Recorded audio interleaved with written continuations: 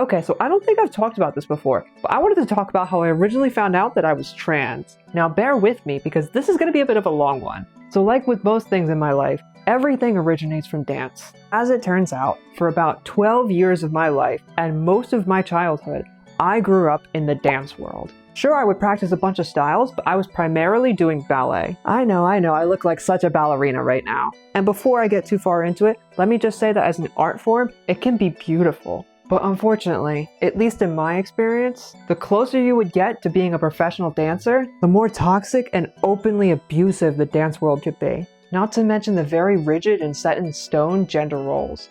So what I'm trying to say is, for a lot of the time that I grew up in the dance world, I would spend 40 or more hours a week dancing. It was to a point where I wanted this to be my life.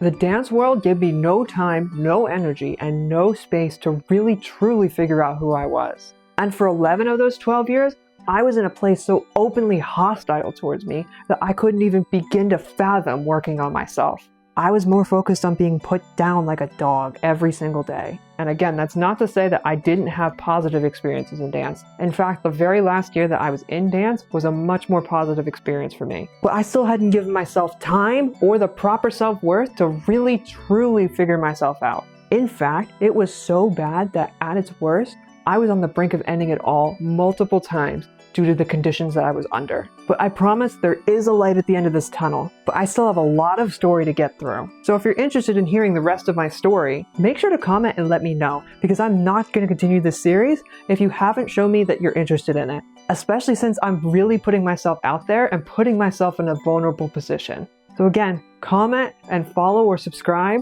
to show me that you're interested in this. And thank you all so much for your support so far. It means the world to me. Stay safe out there.